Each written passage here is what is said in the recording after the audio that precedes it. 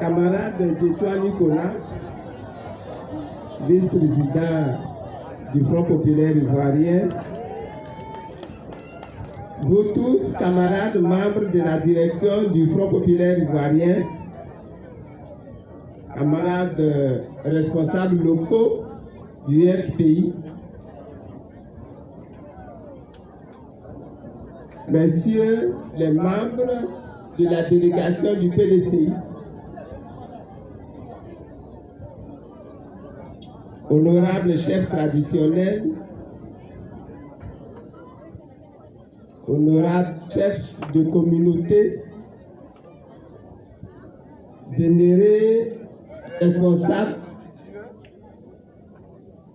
camarades militants, vous tous, parents, amis, frères, sœurs de la Fédération de Gogoué-Saïbo, population de la sous-préfecture des Aïpo. Nous voulons commencer par vous dire merci. Merci pour votre accueil.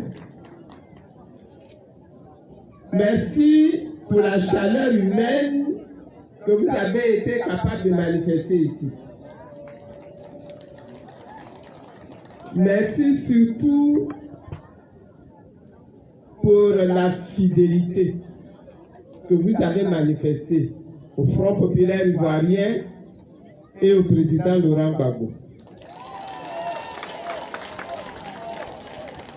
Je voudrais remercier les autorités administratives le sous-préfet a fait le déplacement depuis Daloa pour venir ici nous accueillir. C'est une grande marque d'amitié et de considération. Merci à lui, merci aux forces de police, de gendarmerie qui ont été mises à leur disposition et qui n'ont pas manqué de faire leur travail depuis que je tourne dans le Haut-Sassandra.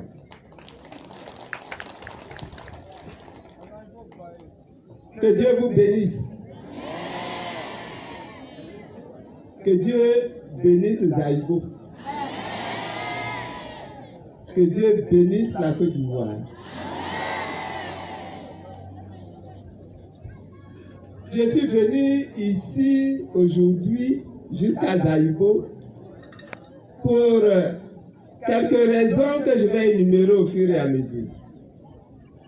La première raison, c'est que quand je suis sorti de l'école de gendarmerie le 8 août 2018, j'ai reçu la visite des populations de toute la Côte d'Ivoire.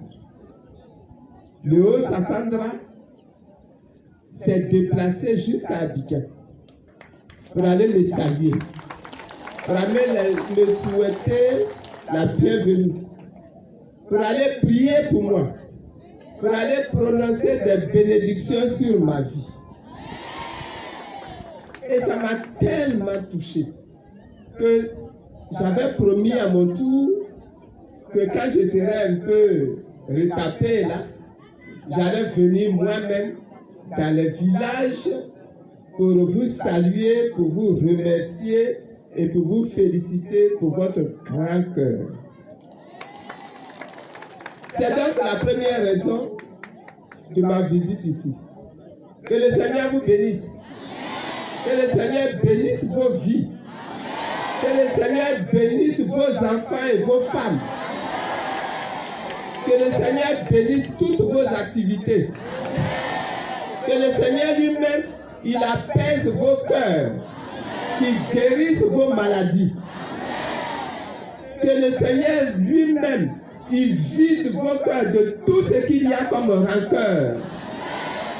Que tout ce que vous avez connu comme humiliation soit effacé par Dieu lui-même.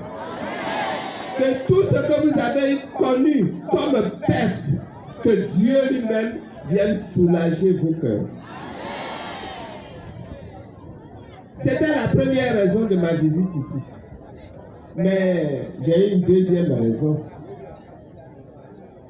La deuxième raison, elle a commencé quand j'étais en prison. J'ai appris quand j'étais en prison que malgré tout ce que vous avez souffert, malgré tout ce que vous avez vécu, vous avez continué de prier pour le président Laurent Gbagbo. Et lui-même l'a appris là-bas. Et ensemble, nous avons mêlé nos prières. Et nous avons dit qu'en Côte d'Ivoire, là, il se passe quelque chose de spécial avec Dieu lui-même. Nous avons souffert, c'est vrai. Mais Dieu est resté à nos côtés. Il a veillé sur nous. Il y en a qui l'ont laissé partir, qui sont morts aujourd'hui. Mais la plupart des Ivoiriens sont restés vivants et ils sont restés debout. Nous-mêmes, nous étions sous les bombes. Mais malgré les bombes là, nous n'avons pas perdu la vie.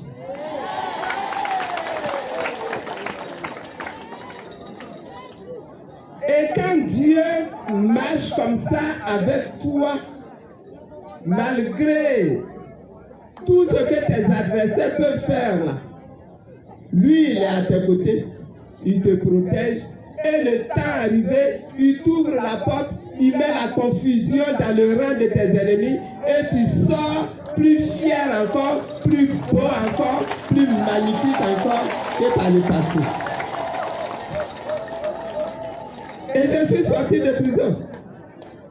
Nous étions 800 à être libérés ce jour-là.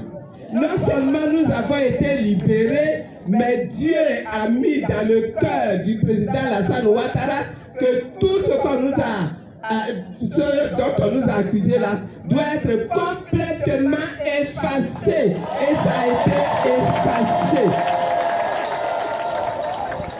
Dieu a ouvert la porte.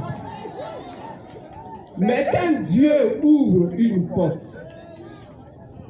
pour ton bien, il ne la referme plus. Et quand je suis sorti, j'ai dit que la porte que Dieu venait d'ouvrir là, vous allez voir que cette porte-là va rester ouverte. Que nos frères qui sont en exil là, ils vont rentrer d'exil. Kofi, lève-toi encore. Voilà un de ceux qui étaient exilés au Ghana. Il est rentré et il n'est pas le seul. Ils sont rentrés parce que Dieu a ouvert la porte. Mais quand Dieu a commencé une œuvre, est-ce qu'il s'arrête en cours de route?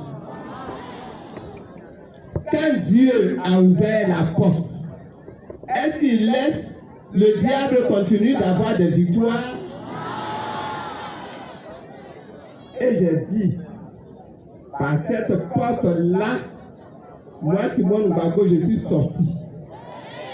Par cette même porte-là, ceux qui sont en exil ont commencé de rentrer.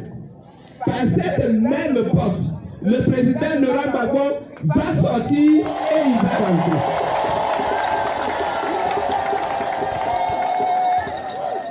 Ça n'a pas duré. Ça n'a pas duré. Les juges blancs à qui on a donné le dossier de Gbagbo Laurent, ils ont reçu le dossier. Ils ont examiné le dossier. Ils ont fait les enquêtes. Ils sont venus en Côte d'Ivoire ici pour enquêter. Ils ont regardé.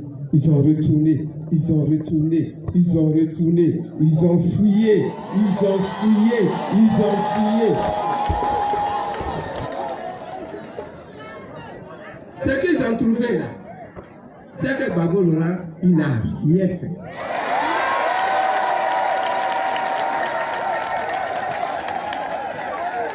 Ce n'est pas Gbagbo Laurent qui a amené la guerre en Côte d'Ivoire.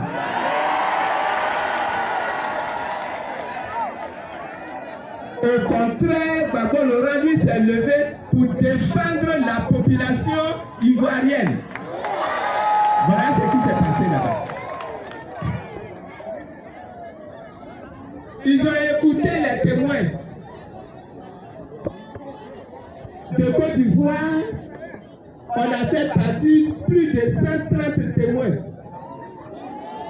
Quand les témoins ont commencé à parler, ils ont commencé à dire, oh, Kabako, Abetiana, Abetiana, Koni Betiana, Koni Betiana, Abetiana, Abetiana, Abetiana, Anyalamina, Anyalamina, Anyalamina, Anyalamina.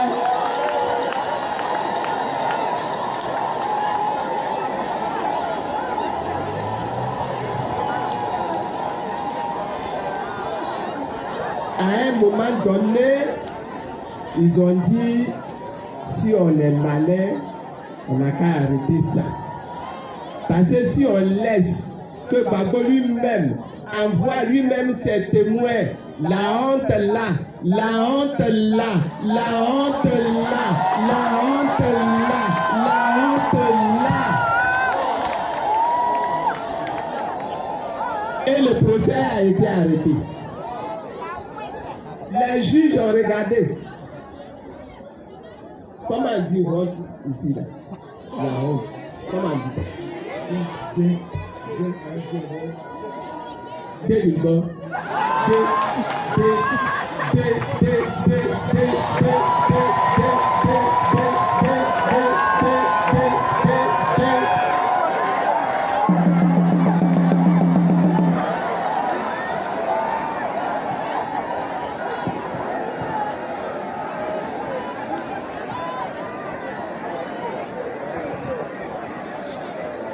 Ils ont dit la honte, là, ça peut tuer. Hein?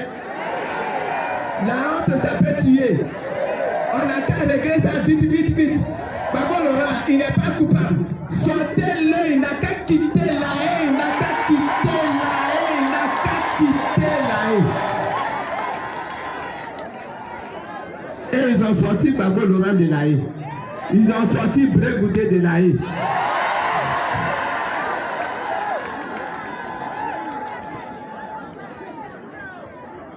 C'est comme ça que Dieu fonctionne.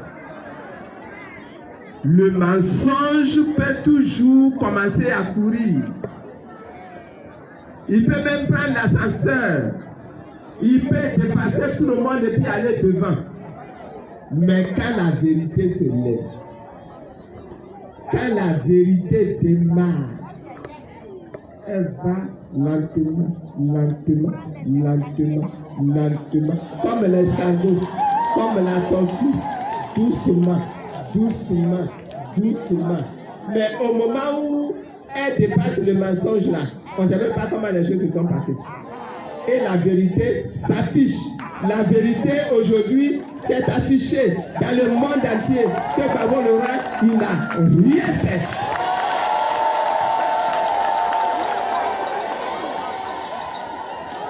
Il est sorti aujourd'hui, il est à Bruxelles. Il n'est plus en prison.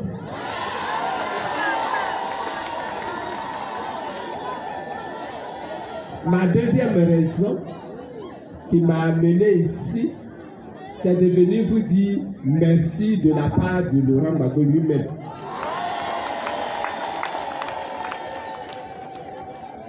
Ce sont nos prières, ce sont vos prières, c'est votre fidélité, c'est votre amour pour la Côte d'Ivoire, c'est votre amour pour la vérité. C'est ça qui a fait qu'aujourd'hui, la vérité est proclamée partout dans le monde entier. Merci. Et Yako pour tout ce que vous avez su faire.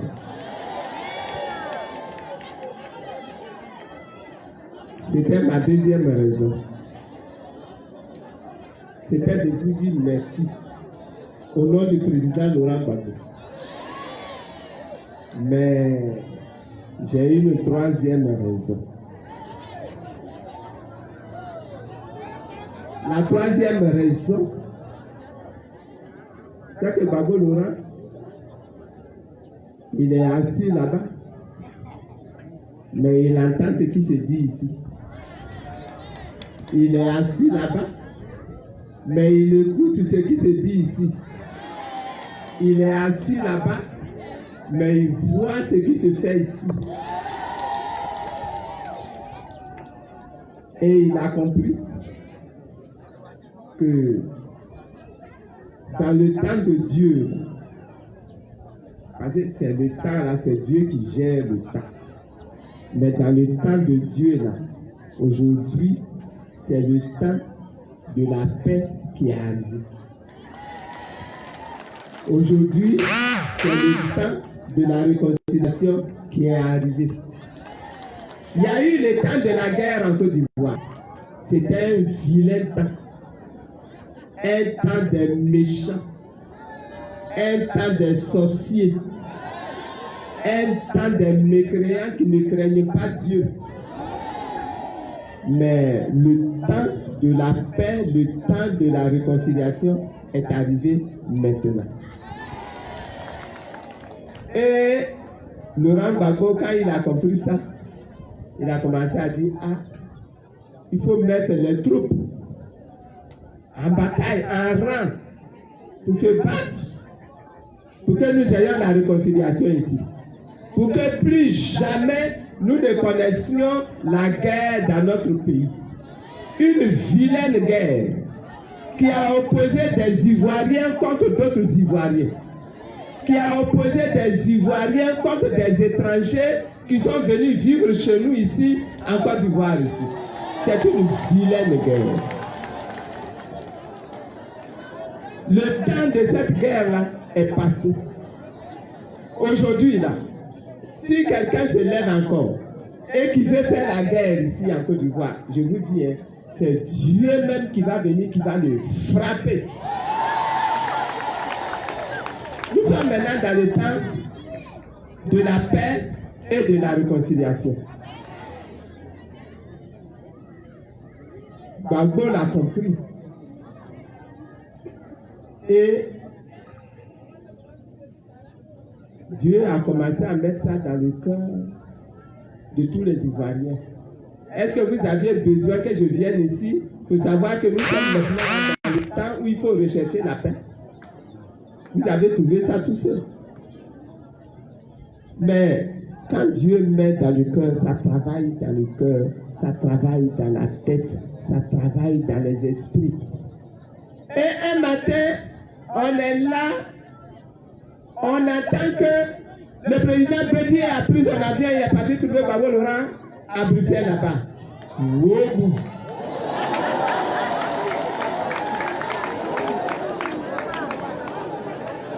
PDCI qu'on connaît ici là. Le PDCI qu'on connaît ici là. Le président Bédié qu'on connaît ici là. Il s'est levé aujourd'hui pour aller parler avec Gbagbo.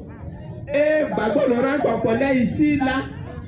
Gbagbo Laurent a accepté de recevoir M. Henri Konan Bédié à Bruxelles pour parler avec lui de la paix et de la réconciliation en Côte d'Ivoire.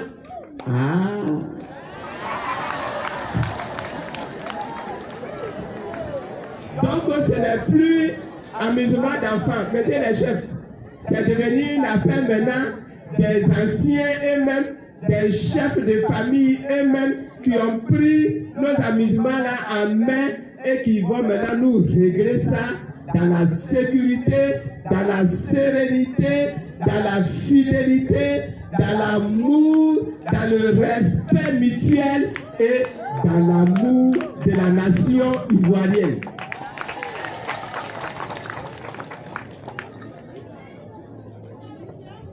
Celui qui croit que les FPI et les PDCI sont maintenant devenus un même parti qui vont se mettre ensemble, créer les mêmes comités de base à Zaïbo ici, c'est qu'il n'a pas encore compris le débat. Hein. Le débat, c'est que notre Côte d'Ivoire là est en danger.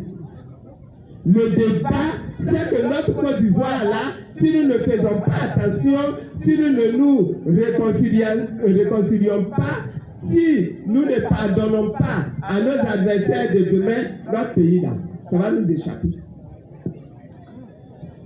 Notre pays là va nous échapper. Un matin, on va se lever, on est Niaboua, mais on n'a plus de terre ici.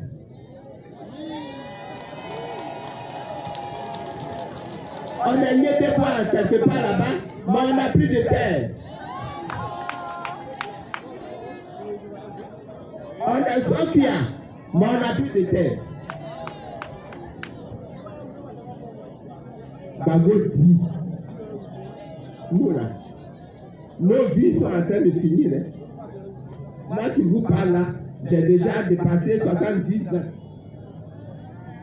Il me reste combien d'années encore à vivre? Mais, devant là, les enfants que j'ai mis au monde, les petits enfants que mes enfants m'ont donnés, quand je ne serai plus là, ils vont vivre où? Ils vont vivre où? Comment?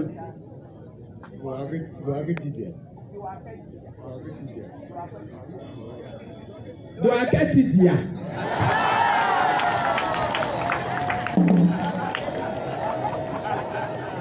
Ils vont vivre où? S'ils n'ont plus les terres, s'ils n'ont plus les plantations, s'ils n'ont plus les forêts, si d'autres personnes sont venues prendre à leur place, quelle Côte d'Ivoire nous allons laisser? Gbagbo Laurent va arriver, non? On est sûr qu'il va revenir. Il est en route en train de venir. Mais quand il va arriver ici, quelle Côte d'Ivoire il va trouver? Quelle Côte d'Ivoire nous allons lui montrer? Quelle Côte d'Ivoire nous allons lui présenter? Voilà le problème. Et c'est ce problème-là que Gbagbo a compris, que Bédié a compris, et c'est à cause de ça que les deux là ont décidé, dès à présent, qu'il faut travailler pour que les cœurs qui étaient remplis de colère, remplis de souffrance, remplis d'amertume, que les cœurs là se calment, que les cœurs là s'apaisent, que les cœurs là se réconcilient. Notre Dieu est très puissant. Et il est prêt à nous aider parce qu'il sait que ce n'est pas facile de faire la réconciliation. Mais il est prêt à nous aider pour réussir la réconciliation.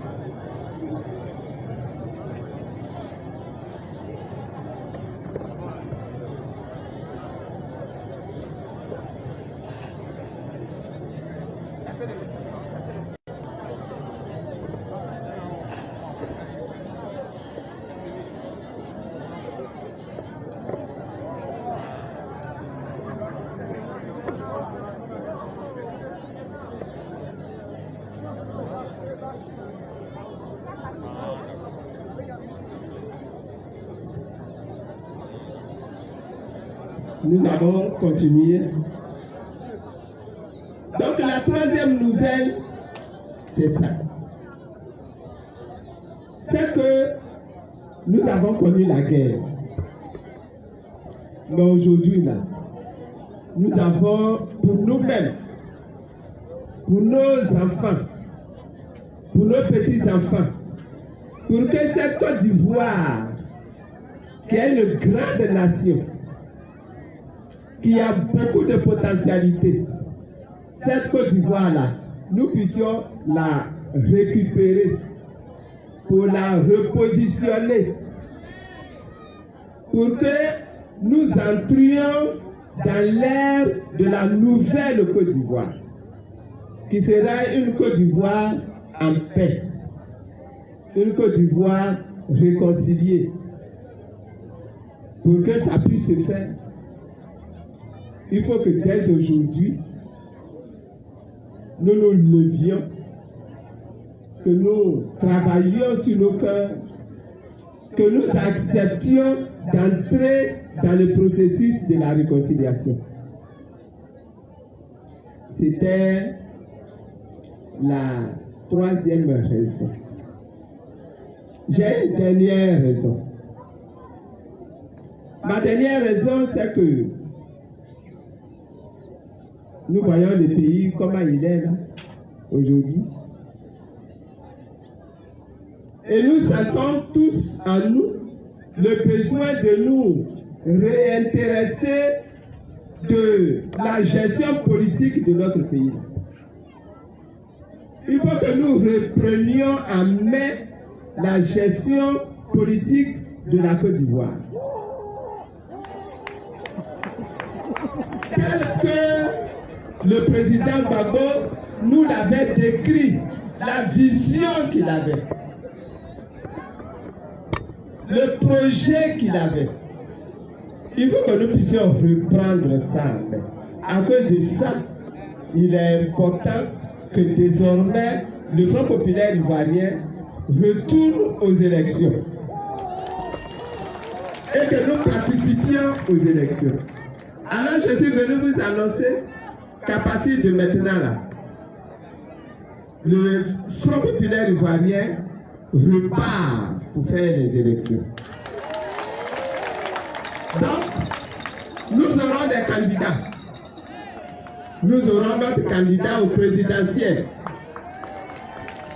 Nous aurons nos candidats aux législatives.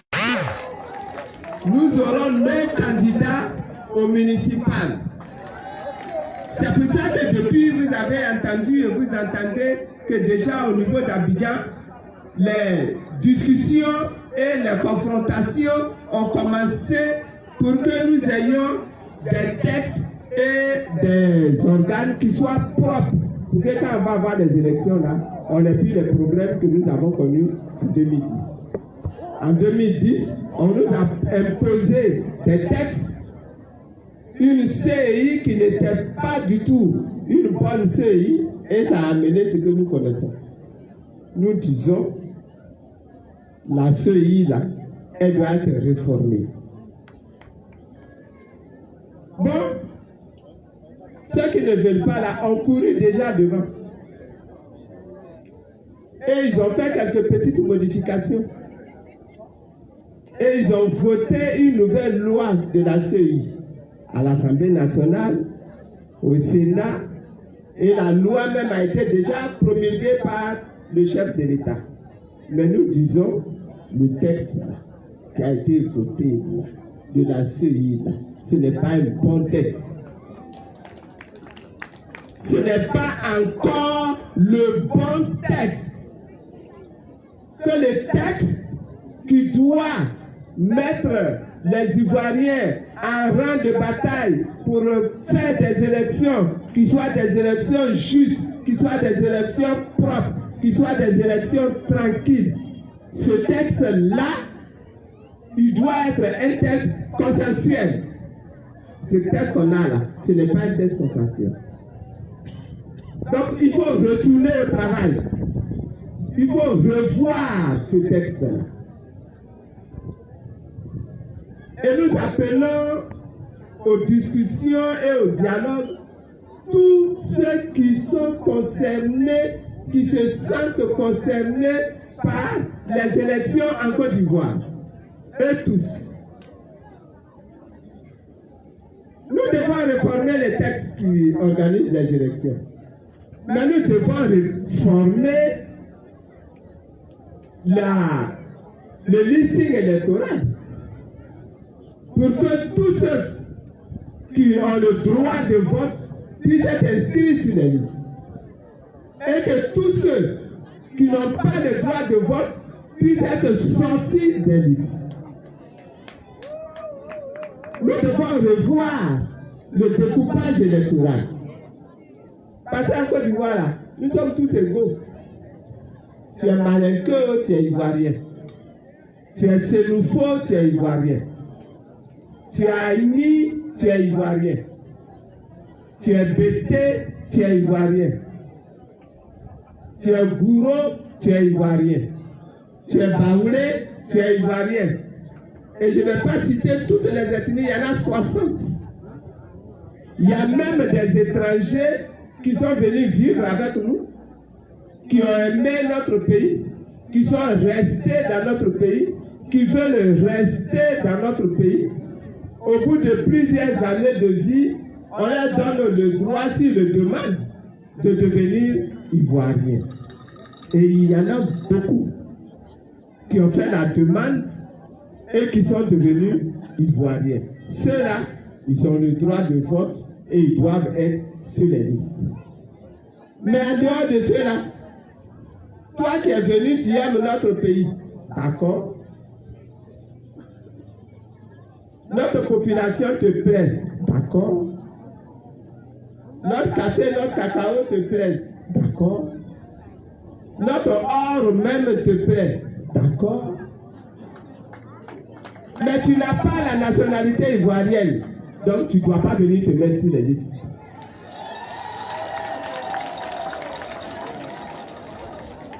Ce travail-là de vérification des listes, le moment venu, ça c'est votre travail. C'est vous qui êtes dans les bases, c'est vous qui allez gérer les bureaux de vote, les lieux de vote, c'est votre travail fédéral. Ça c'est ton travail. C'est ton travail. Le découpage électoral. Pour que nous ayons les mêmes représentations à l'Assemblée nationale. Ce n'est pas normal que certaines populations aient plus de députés que d'autres populations alors que c'est le même nombre de personnes. Ce n'est pas normal. Ce n'est pas normal. Donc le découpage électoral même là, il doit être refait. Pour que nous ayons des élections apaisées, des élections justes, des élections, comment je peux dire ça, équitables, des élections transparentes.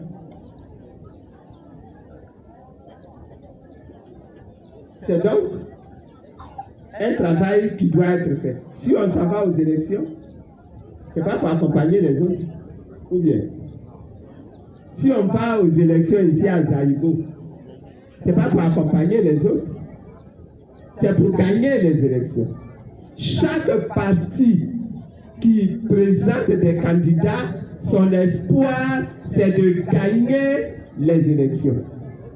Si le PDCI présente un candidat ici, son rêve, ça va être de gagner les élections ici. Si le FPI présente un candidat ici, son rêve, c'est de gagner les élections. Si le RHDP présente des candidats ici, son rêve, ce sera aussi de gagner les élections. C'est pour ça que c'est important, quand on mène ce débat-là, entre parents, entre frères de la même région, du même pays, de la même nation, c'est important qu'on travaille sur les mêmes bases, avec les mêmes textes qui respectent les droits et les intérêts de chacun. À partir de ce moment-là, il n'y a plus de parade. Pourquoi chez les Blancs là-bas, il y a des élections et puis il n'y a pas de parade? Vous croyez qu'ils sont plus intelligents que nous? Vous croyez qu'ils sont plus riches que nous? S'ils étaient plus riches que nous, ils ne seraient pas ici sur nos terres en train d'essayer de ramasser nos affaires pour partir. Mais c'est parce que là-bas, là, ils se sont assis. Ils ont discuté ensemble. Gouvernement, opposition, association des droits de l'homme, etc. Et puis ils ont écrit ensemble les textes. Et une fois que les textes sont écrits ensemble, chacun qui se lève respecte les textes. À partir de ce moment-là, il ne peut pas avoir de palabres. Il ne peut pas avoir de palabres. Et où si les palabres se lèvent, il y a des voies pour régler les palabres. Ça n'aboutit jamais ni aux machettes, ni aux kalachnikovs pour régler les problèmes. Que Dieu nous bénisse.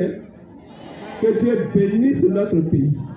Que Dieu mette la sagesse dans le cœur de tous les Ivoiriens. Que Dieu mette le désir de paix dans le cœur de tous les Ivoiriens. Que Dieu mette le désir de réconciliation dans le cœur de tous les Ivoiriens. Et que nous puissions avoir des élections justes, des élections propres, des élections transparentes. Et que la paix que je vous donne ici, que la paix que je vous donne ici à Zaïbo, que cette paix se répande dans vos vies, que cette paix se répande dans vos cœurs, que cette paix se répande dans vos foyers, dans vos familles, et que nous nous répartions également avec la paix pour nos enfants, pour nos petits-enfants, pour nos familles, pour toutes nos régions. Messieurs les chefs, messieurs les amis du PDCI, messieurs les responsables du Front populaire ivoirien, je suis venu, j'ai semé des graines. Ce que je dis là, c'est ce qu'on appelle la semence. C'est la semence de la paix, la semence de la réconciliation. À vous maintenant d'arroser la semence. Vous êtes des cultivateurs, des planteurs. Vous savez que quand tu as semé tes grains de riz là, tu attends l'eau. Que Dieu apporte l'eau. Et que Dieu vous transforme en porteur d'eau pour arroser les semences de paix et de réconciliation que j'ai répandues ici. Et que ces semences-là germent. Que ces semences-là poussent. Que ces semences-là grandissent. Que ces semences-là portent du fruit. pour vous-même ici à Zaïbo et pour toute la Côte d'Ivoire, pour toute la nation ivoirienne. Je vous remercie. S'il vous plaît, restez sur place, restez en place, ne bougez pas. Madame la Présidente, la suivante, DJ, pardon, la séance va être très arrosée.